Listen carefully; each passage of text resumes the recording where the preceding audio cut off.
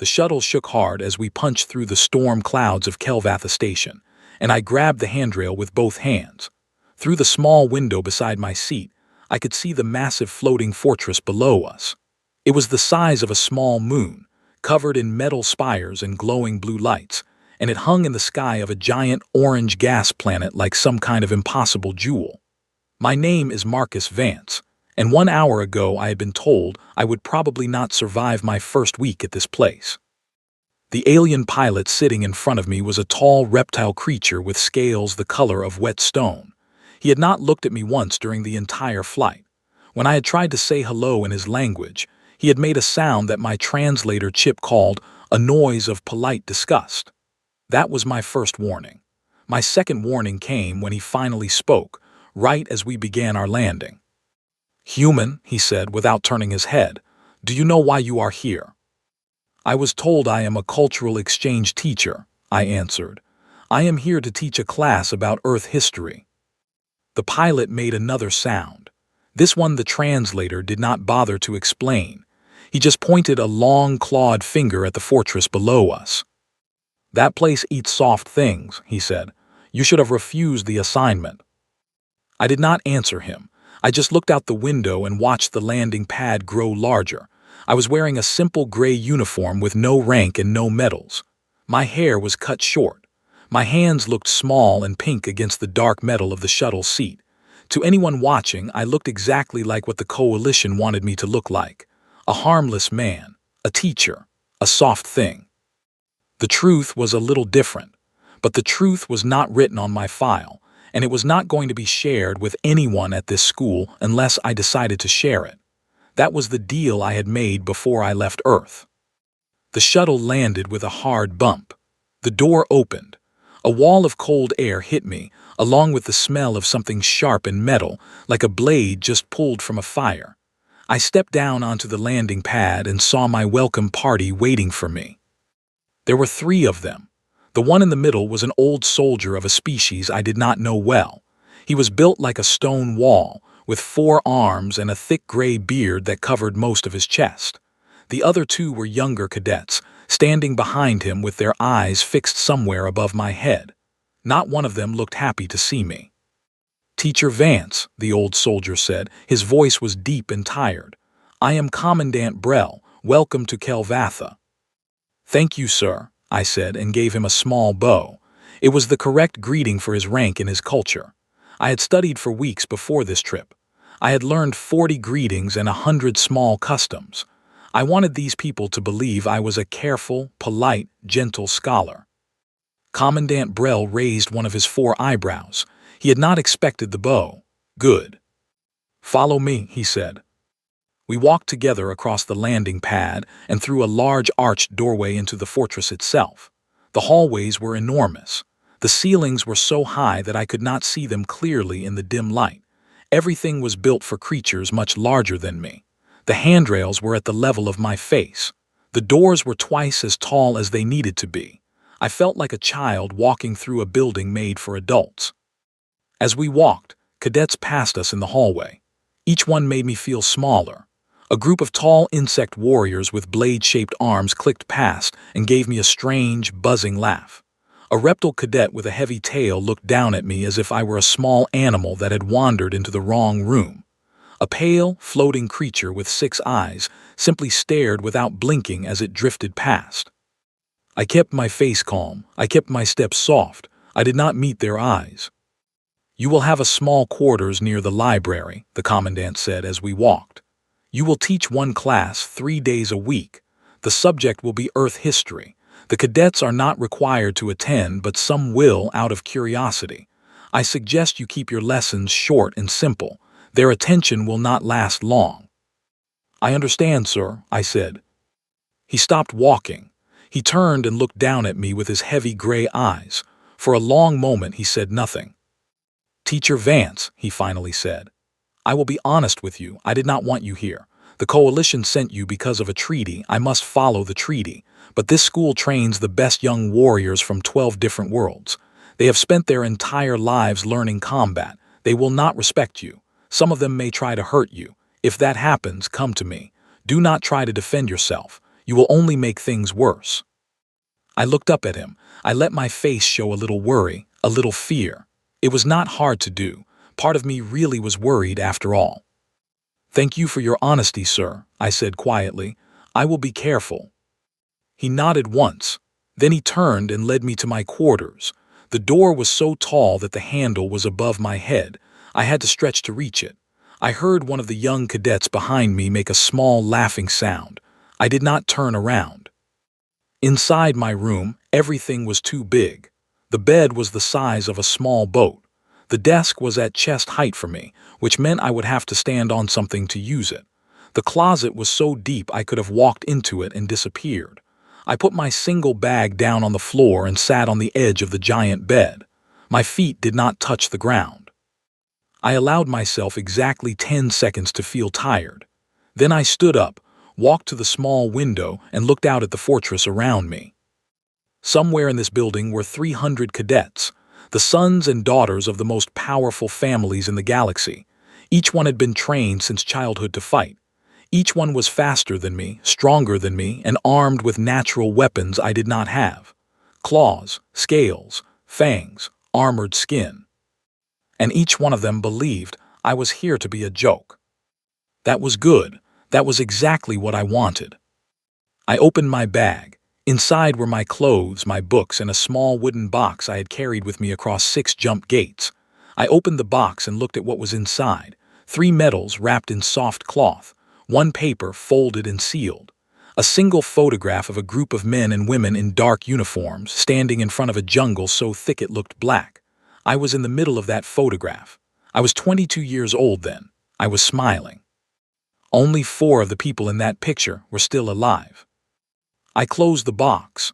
I put it under the bed, where it would stay for the next year of my life, hidden and forgotten. That life was not who I was here. Here I was Teacher Vance, the small pink man who had come to talk about Earth history. That night I went to the large dining hall for my first meal at the school. The room was enormous, filled with long tables and the loud noise of hundreds of cadets eating. Heads turned as I walked in.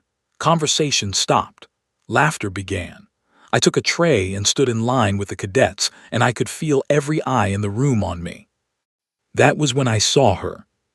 She sat at the center table, surrounded by a ring of other cadets who leaned toward her as if she were a fire on a cold night. She was tall, even by the standards of this place. Her fur was golden, her eyes were the color of old honey, and her claws were polished so dark they looked like black glass.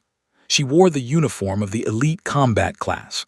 She laughed at something one of her friends said, and her teeth flashed, and I knew exactly who she was. Princess Kyraves, daughter of the Tharnix royal family, the single most dangerous young warrior in this school. She turned her head. Her eyes found me across the room. I felt the weight of that gaze land on me like a heavy hand. She looked me up and down once slowly. Then she smiled. It was not a kind smile. She leaned over to the cadet beside her and said something, and all of them began to laugh. A few of them pointed at me openly. I held her eyes for one more second. I took a breath. Then I looked down at my tray, picked up my food, and walked to an empty table in the back of the hall. I sat with my back to her. I ate slowly. I did not look up again. Let her laugh, I thought. Let all of them laugh. They had a whole year to learn what I really was, and I had a whole year to decide whether I would ever let them find out. The wind outside the fortress howled against the metal walls. Somewhere far below me, the orange gas giant turned in silence, and in a dining hall full of creatures who believed I was weak, I sat alone and finished my meal in peace. The first day was over. 364 to go. My first real class was scheduled for the next morning at the 8th hour. I arrived 30 minutes early, as I always did. The training room they had given me was small by the standards of the school, which meant it was still larger than most gymnasiums on Earth. The floor was a soft gray material that would absorb the impact of a heavy fall. The walls were padded up to the height of 10 feet. The ceiling had a rack of training weapons, but all of them were set to practice mode, with dull edges and low power. I walked the room slowly. I checked every corner. I looked up at the observation deck that ran along one wall, where instructors and cadets could watch any match that took place. I counted the exits. I noted the position of the emergency medical station. Old habits. When I was finished, I stood in the center of the room and waited. I did not pace. I did not check the time. I simply stood there, breathing slowly, looking at the door. The first cadet arrived 10 minutes before class. He was a young reptile, not much more than a boy by his species, with bright green scales and nervous eyes. He stopped when he saw me, bowed his head once, and took a seat on one of the long benches along the wall. He did not speak. More cadets trickled in. A pair of insect warriors, a heavy four-legged creature who looked like a small elephant with thick armored plates, a tall bird-like being with long, thin arms and feathers the color of storm clouds. Each one looked at me, then looked at the door and sat down in silence. I had expected perhaps 10 cadets, maybe 15. When the 8th hour arrived, there were 40 of them in the room and still more coming through the door. And then I understood. Word had spread. The soft pink teacher had arrived. This was going to be a show. At 1 minute past the hour, the door opened one more time, and Princess Kairavess walked in. She came alone, but her presence filled the room. The other cadets shifted on their benches and made space for her at the center of the front row. She walked past me without looking at me, sat down with the easy grace of a large cat, and crossed her long legs. Only then did she turn her honey-colored eyes on me. "Teacher," she said. Her voice was low and smooth like a soft growl. "We are waiting." I gave her a small nod. I walked to the front of the room and placed my hands behind my back. "Good morning," I said in clear, simple, common tongue. "My name is Marcus Vance. I am from the planet Earth. I have been sent here to teach you about my people. Today I would like to begin with a story about the history of human warfare." A few cadets snickered. Someone in the back made a coughing sound that was clearly fake laughter. Kairavess smiled, showing the edges of her teeth. I continued as if I had not heard them. "Many long years ago," I said, "the humans of my world hunted animals for food. We did not have claws. We did not have fangs. We were not fast. We were not strong. But we had one thing that the animals did not have." "Soft skin," called a voice from the back. The room laughed. I smiled politely. "No," I said, "patience." That stopped the laughter. I could feel the room grow just a little more interested.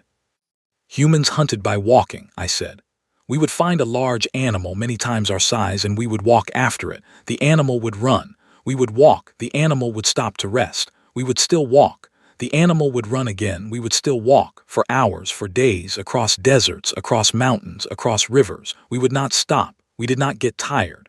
Slowly, the animal would become so tired that it could not run anymore, and then we would catch it."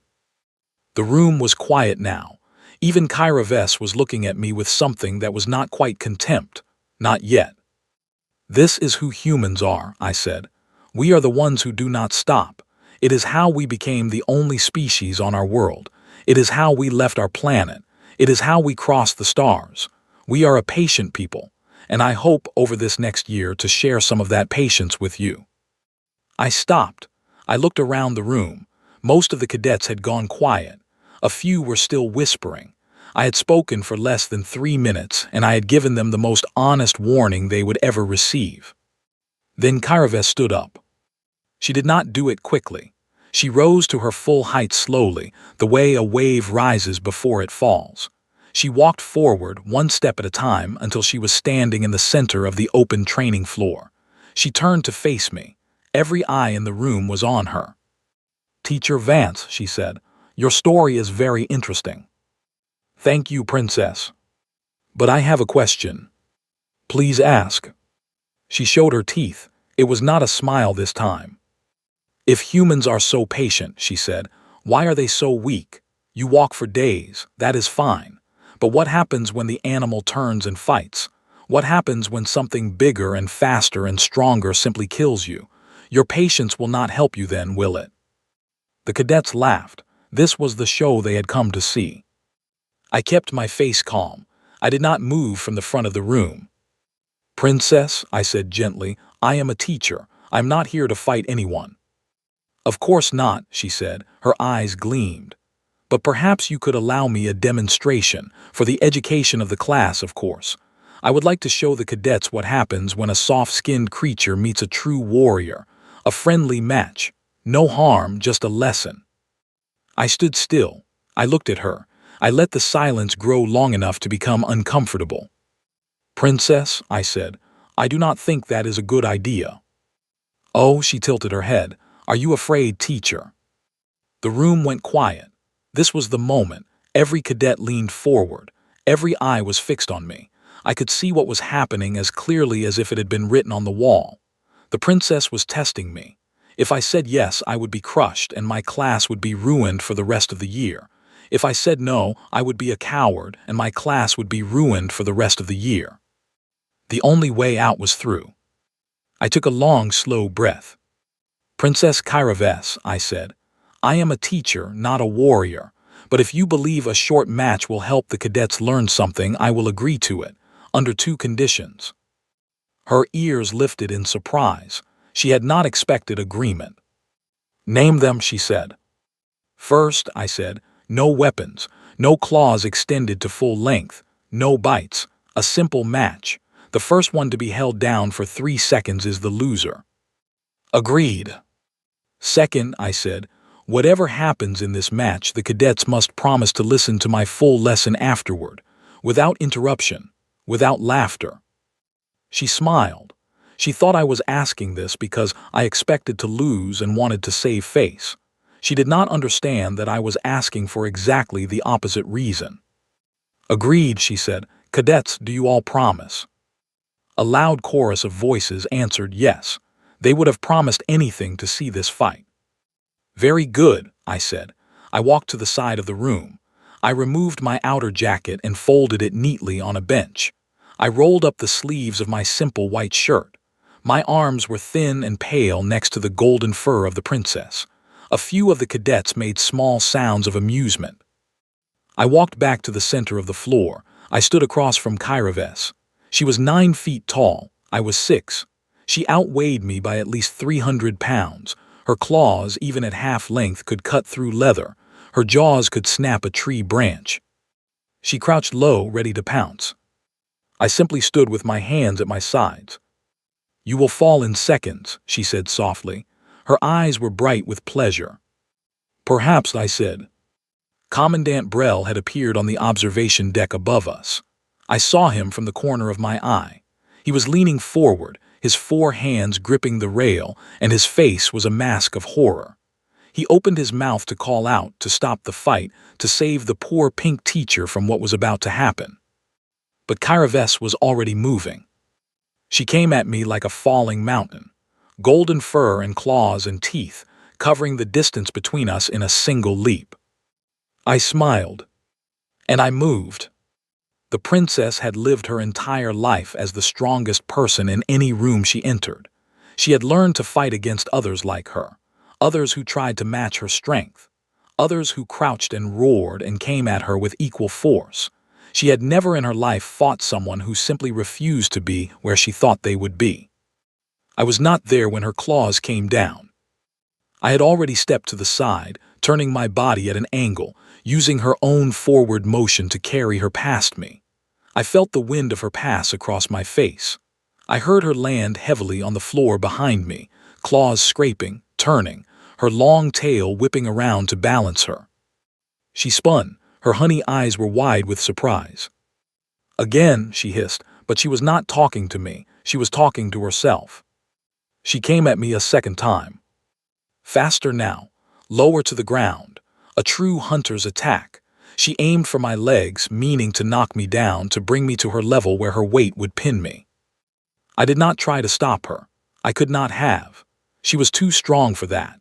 Instead, as she came at me, I reached down, placed both my hands on her shoulders as if I were greeting a friend, and used the small moment of her forward motion to step over her. I did not jump. I did not leap. I simply placed one foot on her shoulder and walked across her back as she passed beneath me. The room made a sound. It was not a cheer. It was not a laugh. It was a single, shared gasp as 40 trained young warriors saw something they could not explain. Kyra Vess turned. There was no anger on her face now. There was something else, something that had not been there a minute ago, confusion, and under the confusion, the first small touch of fear. "What are you doing?" she whispered. "Princess," I said softly, "I am teaching." She came at me a third time. This time she did not crouch or leap. This time she used her full height and her full reach, swinging a massive arm at my head to simply knock me from the air like a bug. I ducked. Her arm passed over me. I stepped inside her reach where her size worked against her. I placed 2 fingers against a point on her side, just below her ribs, and pressed. Her leg gave out. She did not fall, not quite. She dropped to one knee, her eyes wide, her mouth open in shock. She did not understand what had just happened. In truth, most doctors in the galaxy would not have understood either. Tharnik's biology was well studied, but there were certain pressure points that had never been published in any public medical file. I had read the private files. I had memorized every one. I stepped back. I let her stand up again. "Princess," I said. My voice was calm, my breathing was steady. I had not broken a sweat. "Are you all right?" She looked at me. For the first time, she truly looked at me, not at the small pink man she had expected to crush, at the person standing in front of her. Something in her honey eyes had changed. "What are you?" she asked quietly. "I told you," I said, "I am a teacher." And then, because her pride would not let her stop, she came at me one more time. This time I did not play. This time I did what needed to be done. I caught her wrist as she swung. I turned under her arm. I used her own great weight and her own great strength, and in one smooth motion that took less than a single second, I put her on the floor. She landed flat on her back. My forearm was across her throat, not pressing, just resting, showing her that it could press if I chose. My knee was on her upper chest, pinning her down with a simple balance of weight and angle that her huge muscles could not break without hurting her own neck. I held her there, 1 second, 2 seconds, 3 seconds. The match was over. The room was completely, utterly silent. I did not get up right away. I looked down at her face. Her golden fur was ruffled. Her eyes were wide. Her great chest was rising and falling quickly under my knee. She was not hurt. I had been very careful not to hurt her. But she had been beaten, completely and totally, by a soft pink man who had not even raised his voice. I leaned down close to her ear. I spoke in her own language, in the royal dialect of her home world. Quiet, gentle, just for her. "Now, princess," I whispered, "shall we begin the real lesson?" I stood up, I stepped back. I offered her my hand. For a long moment she did not move. She simply stared up at me. Then slowly she reached up and took my hand. I pulled her to her feet. She was taller than me by 3 feet, stronger than me by every possible measure, and for the first time in her life she was looking at someone the way a student looks at a master. I turned to the class. 40 cadets stared back at me. Every one of them had gone pale, or what passed for pale in their species. No one was laughing. No one was whispering. The insect warriors had lowered their blade arms. The reptile cadet in the front row had closed his mouth. Even the floating 6-eyed creature had stopped drifting and hung completely still in the air. "Thank you, Princess Kyra Vess," I said, "for helping me with the demonstration." She did not answer. She simply returned to her seat slowly and sat down. She did not take her eyes off me. I walked back to the front of the room and placed my hands behind my back, exactly as I had done before. "Now," I said, "as I was saying, the history of human warfare. It is a long story and it will take us many weeks to tell it properly, but I think we have time for it, do we not?" 40 heads nodded as one. I smiled. "Good," I said, "then let us begin." And I did. I began with how our ancestors learned to chase animals across the open plains. I spoke of how they learned to work together in groups, how they learned to send signals to each other without words, how they learned to plan hunts many hours before the first step was taken. I spoke of the first stone tools, and the first wooden spears, and the first fires that let us work through the long dark night. I spoke of how humans spread across our home world, from the hot desert to the frozen north, carrying nothing but our minds and our patience and our refusal to give up. I spoke for 1 full hour. Not a single cadet interrupted me. Not a single one laughed. Not a single one looked away. When I finished and told them class was over, they stayed in their seats for another long moment, unsure if they were really free to leave. Then they stood up, one by one, and filed out of the room. Each one bowed their head to me as they passed, even the tall insect warriors, even the floating six-eyed creature. Princess Kairavess was the last to leave. She stopped at the door. She turned. She looked at me across the empty room. "Teacher Vance," she said. "Yes, Princess. I will be at your next class. I look forward to it." She paused. Her tail twitched once slowly behind her. "Teacher Vance." "Yes, Princess." "Who are you truly?" I met her eyes across the long, empty floor. I let a small, real smile touch my mouth, the first real one since I had arrived at this place. "I am a teacher, Princess," I said. "That is all I am here." She looked at me for a long, long moment. Then she nodded once and left the room. I stood alone in the empty training hall, listening to the soft hum of the air system and the distant sounds of the fortress around me.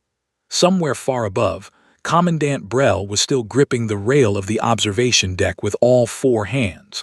I wondered how long it would take him to come and find me. I wondered what he would say. I rolled down my sleeves. I put my jacket back on. I picked up my books and walked out of the room. The second day was not even half over yet. 3 weeks passed. The cadets no longer laughed at me. They no longer whispered when I walked past them in the halls. They did not bow to me the way they bowed to their combat instructors, but they no longer looked at me as if I were a strange small animal wandering through their school. Some of them even greeted me when we crossed paths. A small nod, a murmured "teacher." That was all. It was enough. My class had grown to 90 cadets. The training room was now too small to hold us all, and we had moved to the main lecture hall, which could hold 200. I stood at the front every morning and spoke about my people, the long history of Earth, the wars we had fought and the lessons we had learned, the strange, stubborn way a soft pink species had clawed its way into the stars. I kept the lessons simple. I did not brag. I did not threaten. I did not need to. The story of what had happened on my first day had spread across the entire school within hours. By the end of that first week, I believe every cadet in the fortress knew it by heart. The princess had attacked the teacher. The teacher had not run. The teacher had put the princess on the floor in less than 3 seconds.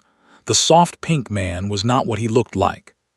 But no one knew what I actually was, and that was exactly what I wanted. Princess Kairavess came to every class. She sat in the front row now, not the center of the crowd, but off to the left side alone. She took notes on a small pad. She asked questions, good questions, thoughtful questions.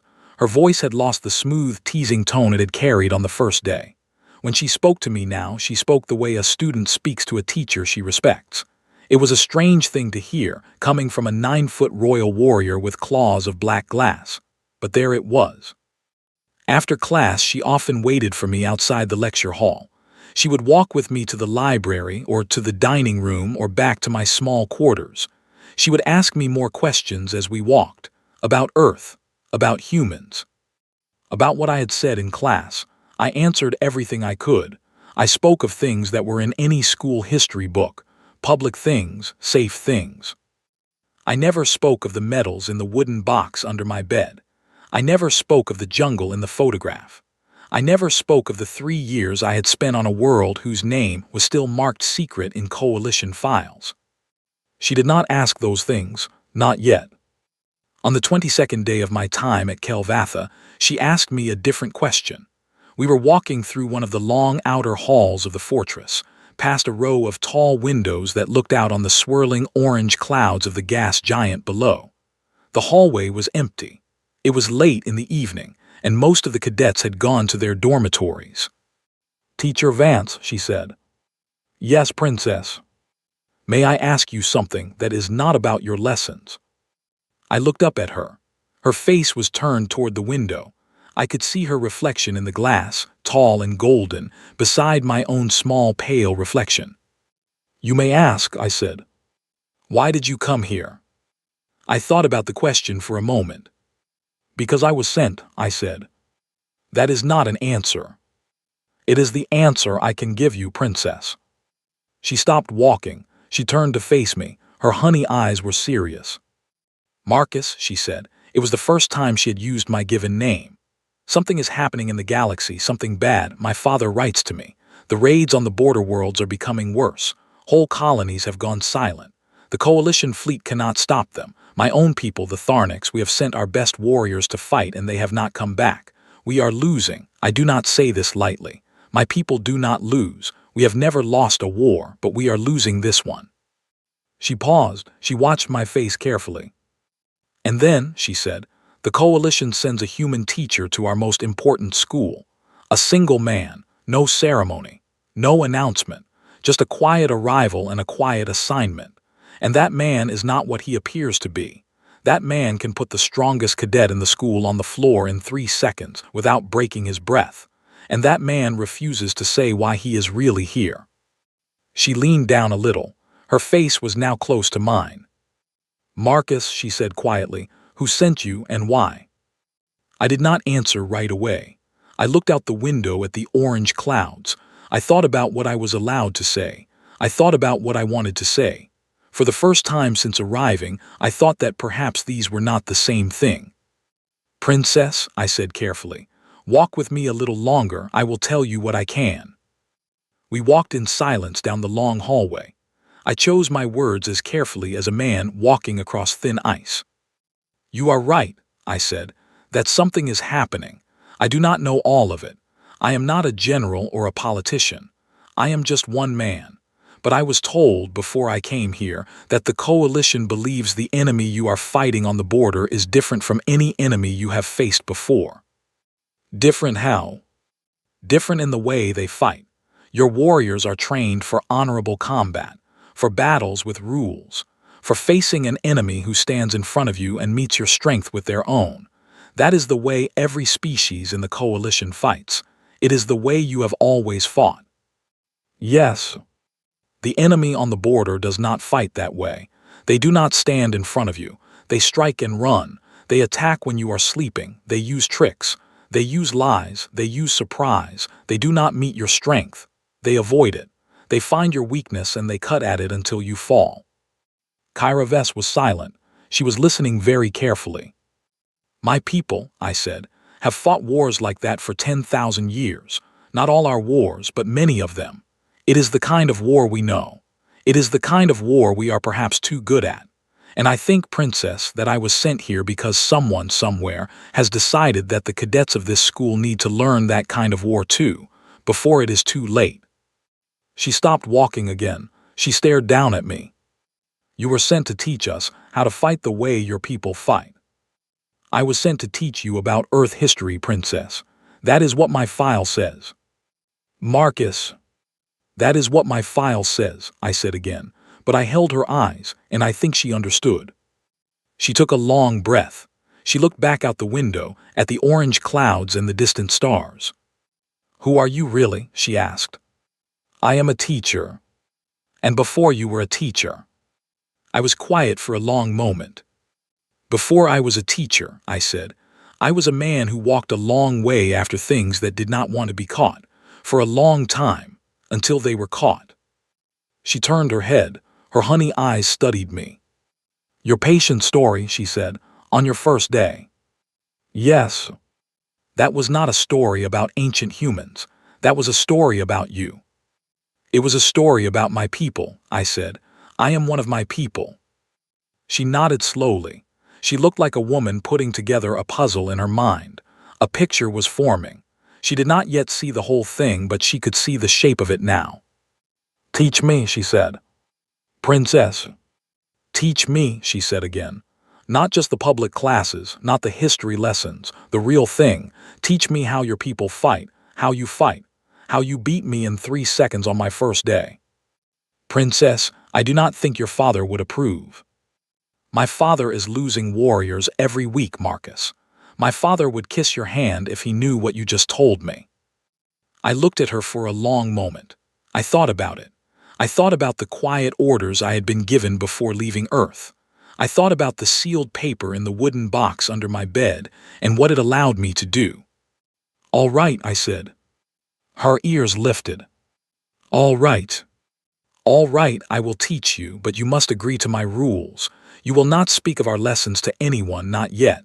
You will not brag. You will not show off. When the time is right, you will help me teach others, but that time is not now. Do you agree?" "I agree." "Then we begin tomorrow, before the sun rises. The small practice room near the eastern wing. Tell no one, bring no weapons." "Yes, teacher." I began to walk again. She walked beside me. "Princess." "Yes, Marcus." "You will hate me for the first month, I promise you." She smiled. It was a small smile, but a real one. "I already hated you the first day," she said. "You put me on the floor. This will not be worse than that." "It will be much worse than that." She laughed, a real laugh, the first real laugh I had heard from her. "We shall see, teacher," she said. She was wrong. It was much, much worse. I met her the next morning at the 4th hour, long before the sun crept over the edge of the gas giant. The small practice room was empty and cold. She was already there when I arrived, dressed in simple training clothes, her golden fur smoothed back, her eyes bright with excitement. She had come ready to learn secrets. She had come ready to become something more than she already was. I made her stand still for 1 hour. That was the first lesson. Not a move, not a strike, not a grip, just standing still. Feet shoulder width apart, knees slightly bent, arms relaxed, weight balanced, eyes forward, for a full hour without moving. By the 20th minute, she was shaking. By the 40th minute, her breath was ragged. By the end of the hour, her legs were burning so badly that when I finally told her to stop, she fell to one knee and did not stand up for several minutes. "What," she gasped, "was that?" "That was lesson 1, I said. "What did it teach me?" "Patience," I said, "and how to feel your own body. You cannot fight the way I fight if you cannot stand still the way I stand still." She looked up at me. Her honey eyes were full of angry tears. I had warned her she would hate me. "Again tomorrow?" I asked gently. She nodded. She could not speak. "Good," I said. "Go rest." She came back the next morning, and the morning after, and the morning after that, every single morning for the rest of the month. She stood still. She breathed. She learned to feel her own weight. She learned to be quiet inside her own skin. It was the hardest lesson I had ever taught anyone because it seemed like nothing at all, and it was everything. By the end of the 4th week, she could stand still for 2 hours without moving. By the end of the 6th week, she could do it without tiring. By the end of the 8th week, she no longer hated me for it. Then I began to teach her how to move. And that, too, was nothing like what she had expected. She had expected strikes, grips, throws. She expected the kind of training her own combat masters had given her since she was a cub. She expected power and speed and the clash of muscle against muscle. What I taught her was the opposite. I taught her how to step so lightly that the floor did not creak. I taught her how to breathe so quietly that her own ears could not hear it. I taught her how to read the way a person's shoulders moved half a second before they threw a punch, and how to be somewhere else by the time the punch arrived. I taught her how to use another person's strength against themselves, so that the stronger they were, the faster they fell. I taught her how to wait, for hours if needed, for one perfect moment to act. I taught her how my people hunted. And slowly, day by day, Princess Kairavas became something her own species had never seen before. She became quiet. She became patient. She became, in a word, dangerous in a way that no Tharnix warrior had ever been dangerous. And outside our small practice room, the galaxy continued to burn. The reports from the border grew worse each week. 3 more colonies went silent. A coalition battle group lost half its ships to a raid that came out of empty space with no warning. The raiders had a name now. Someone had captured a recording of their battle speech, and translators had finally put a sound to them. The Kuroth. That was what they called themselves. I first heard the name on the 68th day of my time at the school. I was walking through the main hall when I passed a group of instructors crowded around a news display. Their faces were grim. The images on the screen showed a ruined space station, its walls broken open, its lights dark. Beside the image was a simple word in common tongue. Kurath. I stopped. I stared at the screen for a long moment. One of the instructors, an older Tharnix with silver fur on his muzzle, noticed me. He looked at me with tired, worried eyes. "You have heard of them, teacher?" he asked. "I have heard the name," I said. "They are coming closer," he said. "Every week closer. The border is falling back. Soon there will be no border." I nodded. I did not answer. I could not answer, not honestly, without saying things I was not allowed to say. I went to my quarters. I locked the door. I knelt down beside the bed and pulled out the small wooden box. I opened it. I took out the single sealed paper. The paper was a set of orders, not the public orders that had sent me here as a teacher. The private orders. The one signed by 3 different people whose names were not written on any public list. I read the orders again, though I knew them by heart. If the Kurath reached the school, I was authorized to take command. Not the commandant, me.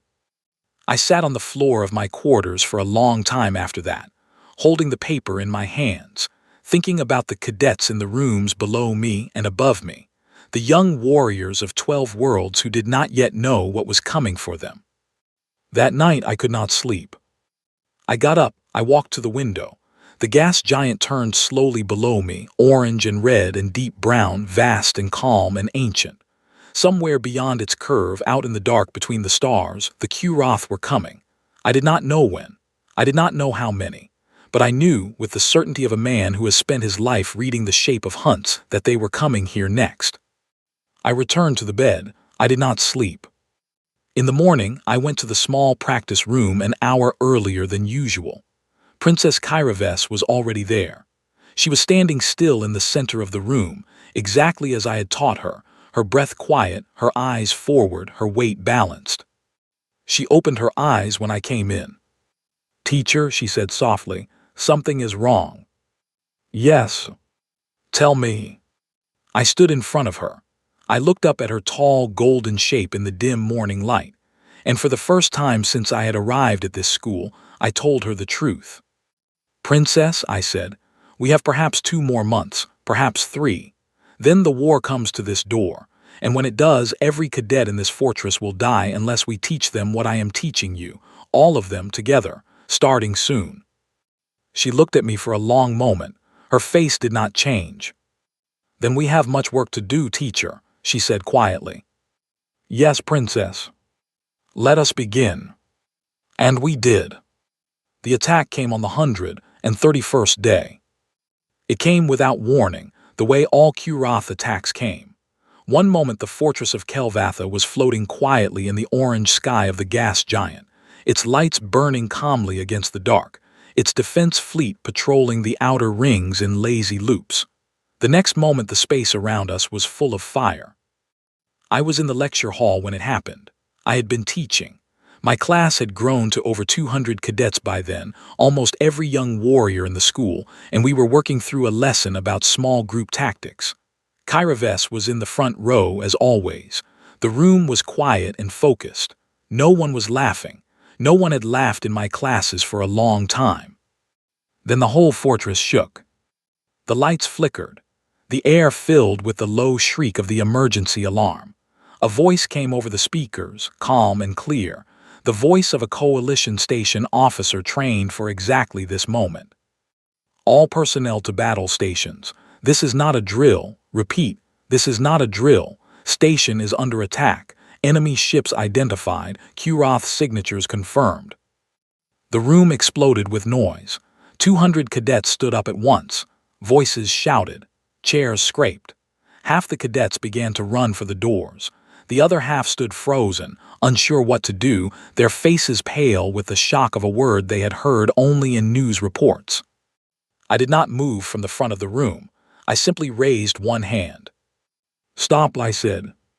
My voice was not loud, but it carried. Every cadet in the room heard it. They had heard it every day for 4 months. They knew that voice. When that voice said stop, they stopped. The noise died. 200 pairs of eyes turned to me. "Sit down," I said. For a moment, no one moved. Then slowly they began to sit. "All of you," I said, "sit down now, listen." They sat. The alarm continued to shriek. The fortress continued to shake. Somewhere above us, the coalition fleet was fighting and dying. I spoke to the cadets in a voice that was calm and steady and very sure. "Every one of you," I said, "has trained your whole life for this moment. You think you are not ready. You are wrong. You are ready. You have also, for the last 4 months, been learning a different kind of fighting from me. Some of you know what I really am. Most of you have guessed. It does not matter. What matters is what I will tell you now. Listen carefully." The room was completely silent except for the alarm. "The Kuroth will not attack the way your instructors taught you to expect. They will not fight honorably. They will not meet your strength. They will board this station in small groups. They will use the corridors. They will hide. They will strike from behind. They will try to break you into small, scared pieces and then eat those pieces one at a time. That is how they fight. That is the only way they fight." I looked across the room. I saw Kyra in the front row. Her honey eyes were bright and steady. "So," I said, "we are going to do something they do not expect. We are going to fight them the way they fight us. Small groups, quiet movement, strike and move, strike and move. No heroic stands, no great last charges, just patient, quiet, careful work until every one of them is off this station or stopped. Do you understand me?" A rumble of voices, "Yes." Louder. A louder rumble, "Yes, teacher." "Good," I said. "Now listen, you will break into groups of 5. Each group will have a leader. The leader will be the cadet in your group with the most combat experience. Each group will be given a sector to clear. You will move through that sector slowly. You will check every room, every doorway, every corner. You will stay low. You will stay quiet. You will not shout. You will not roar battle cries. You will not announce yourselves. You will find the enemy before they find you, and you will stop them, and then you will move to the next sector. Do you understand me?" "Yes, teacher." "Princess Kyra," I said. "Yes, teacher," she said. "You are with me. Pick 4 cadets, the 4 you trust most. We are going to the command deck." "Yes, teacher." She stood up. Without hesitation, she named 4 cadets: a heavy reptile with dark green scales, a tall insect warrior with blade arms folded back, a small, quick creature with 6 legs who I had noticed quietly as one of the best students in the class, and a Tharnix cub half her size, her own cousin, whose name was Tevves. The 4 cadets stood and moved to her side without a word. "The rest of you," I said, "form your groups now. Leaders, raise your hands. I will assign sectors. We have perhaps 5 minutes before the first boarders arrive. Move." The room moved. It was, I think, one of the most beautiful things I have ever seen. 200 young warriors of 12 different species, who 4 months ago had laughed at me in a dining hall, now moving with the quick, quiet purpose of trained killers. They formed their groups. They raised their hands. I gave them their sectors in quick, hard sentences. Within 3 minutes they were out the doors and moving through the corridors of the fortress. Only then did I allow myself one deep breath.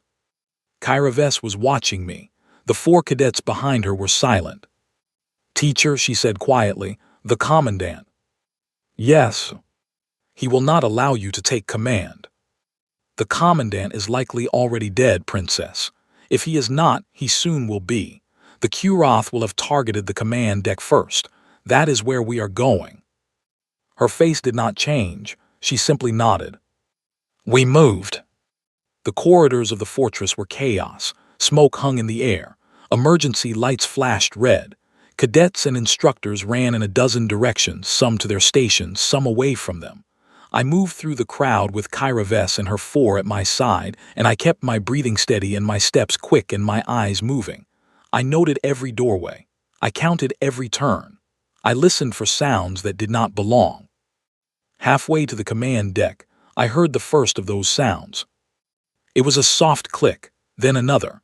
Then a very faint scrape like something metal being dragged along a wall. It came from an adjoining corridor off to our left. The corridor was dark. Its emergency lights were out. I raised a closed fist. The 5 behind me stopped immediately, silent, still, just as I had trained them to be. I pointed at Kyra. I pointed at my eyes. I pointed into the dark corridor. She nodded. She slipped past me, silent on her large padded feet, and disappeared into the dark. 10 seconds passed, 20. Then I heard a very soft sound. Not a cry, not a fight, just a single quick intake of breath cut off in the middle. Kyra returned. Her golden fur was streaked with dark fluid that was not her own. Her face was perfectly calm. 3, she whispered. All stopped. 2 had breathing tanks. I think they were planning to set a gas. I nodded. Good, show me. We entered the dark corridor. There on the floor lay 3 creatures I had seen before only in classified files. The Kyrath. They were smaller than I had expected, not much larger than a man. Thin, with pale skin and long, thin limbs and wide, flat eyes. They wore dark armor. They carried short rifles and small packs of equipment. They looked, in some strange way, a little like insects dressed up as soldiers. But their faces were intelligent, more intelligent than I would have liked. These were not wild raiders. These were professionals, trained operators. I had read their file. I had expected nothing less. I knelt beside one of them.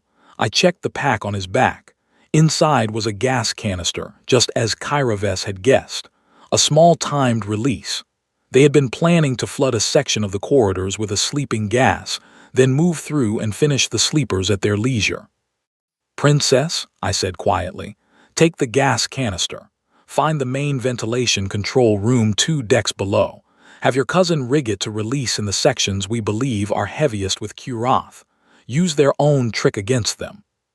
Yes, teacher. She handed the canister to the small, quick, 6-legged cadet, whispered instructions, and sent her on her way with the Tharnix cub as guard. The cub nodded once to her older cousin and followed.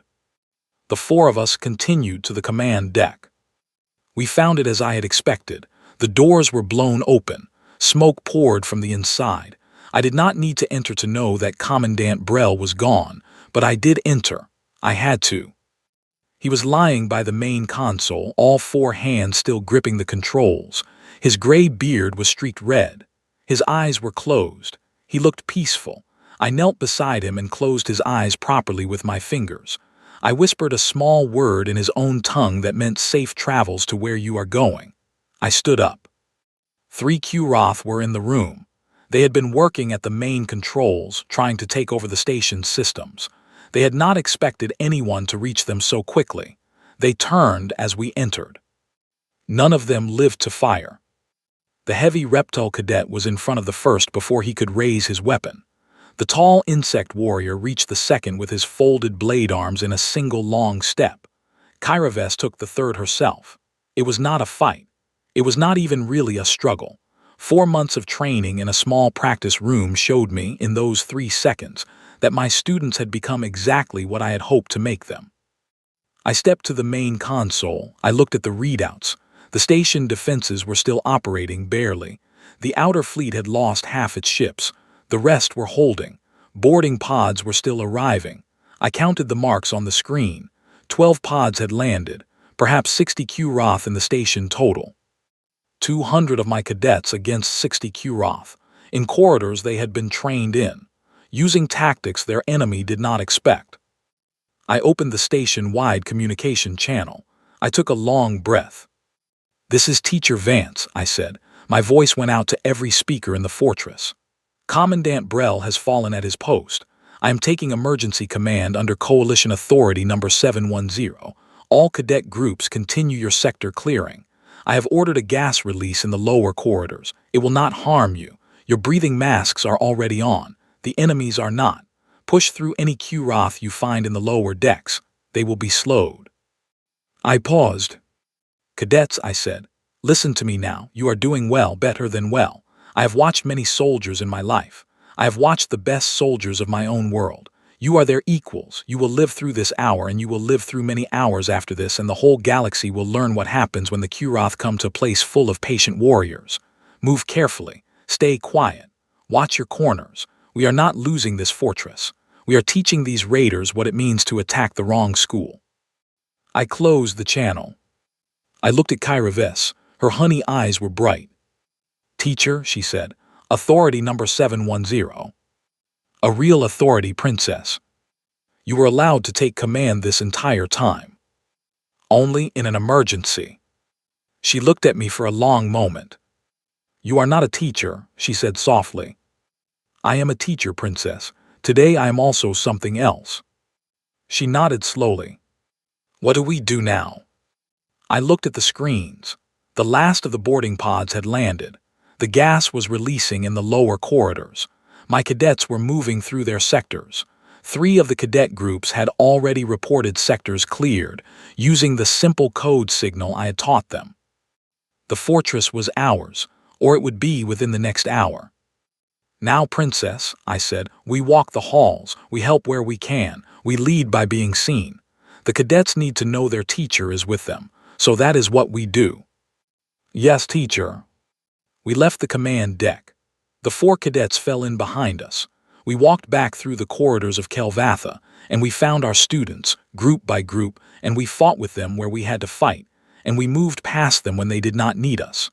And slowly, corridor by corridor, the Kurath fell or fled back to their few remaining pods and tried to escape into the fire of the Coalition fleet above. By the 4th hour after the attack began, the fortress was still. The relief fleet arrived shortly after. 3 Coalition battleships, answering the distress call. They docked with what remained of our defense ships and sent boarding teams to secure the station. They found it already secured. They found me standing in the main landing bay, covered in dust, with Princess Kyra Vess at my right hand and 200 young cadets of 12 different species forming ranks behind us. The fleet admiral, an older Tharnix with silver-gray fur, stepped off his shuttle and looked at me for a long moment. Teacher Vance, he said. Admiral. I read the reports. I am told you held this station with cadets. Your coalition trained the cadets, Admiral. I only guided them. He looked past me at the ranks of young warriors. He looked at his daughter standing at my right hand. Yes, his daughter. I had realized it that morning from the shape of his face. Kyra Vess had not told me. She had not needed to. Kyra, he said softly. Father, she answered. He walked to her. He placed one huge hand on her shoulder. He looked her in the eyes. I do not know what passed between them. Some silent thing only Tharnix share. Then he turned back to me. Teacher Vance, he said, my daughter writes to me of your lessons. She writes to me of things I did not think any outsider could teach a Tharnix. She writes to me of you as she writes of no other teacher she has ever had. I think perhaps I understand why now. Thank you, Admiral. He looked down at me. He was very tall. He did not feel tall to me in that moment. The galaxy is changing, he said. My people are losing. Many peoples are losing. We do not know how to fight this new war, but you do you not? Some of it, Admiral, some of us do. Then I think we have much to talk about, you and I. I believe we do. He nodded, he turned. He walked back to his shuttle to give orders. Kyra Vess remained beside me. The cadets remained in their ranks. I looked at my students, 200 young faces, some injured, some exhausted, all alive, all standing. Cadets, I said quietly. They snapped to attention. You did well today, I said. You did very well. I am proud of each of you. I paused. I looked across their faces. I let them see, for just one moment, the man behind the teacher. This is only the beginning, I said. The Kurath will come again. They will come to other schools, other stations, other worlds, and soon they will meet more cadets like you, because each one of you beginning tomorrow will take what I taught you and you will teach it to 5 others, and those 5 will teach 5 more, and we will not stop. We will not stop walking, and we will not stop teaching, and we will not stop being patient until every warrior of every coalition world knows how to fight this war. I paused. We are going to walk the Kurath down, I said. Across the stars, for as long as it takes. Do you understand me? Yes, teacher. Louder. Yes, teacher. Good, I said. I turned. Kyra Vess was looking at me. Her golden fur was streaked with dirt and blood. Her honey eyes were bright. She was smiling. It was not the cruel smile she had given me in the dining hall on my first day. It was not the surprised smile she had given me after her first defeat. It was a different smile. A smile I had seen once or twice before on the faces of people I had fought beside in other wars on other worlds. It was the smile of Pac. Teacher Vance, she said softly. Yes, Princess. Where do we walk next? I looked out through the open landing bay doors at the stars beyond. The orange clouds of the gas giant rolled far below us. The broken ships of the Kuroth raid floated silently in the space around the fortress. Somewhere in the dark, far beyond our sight, more of them were coming. More raids, more attacks, more silent colonies, more frightened worlds. And somewhere in all that dark was the place they had come from.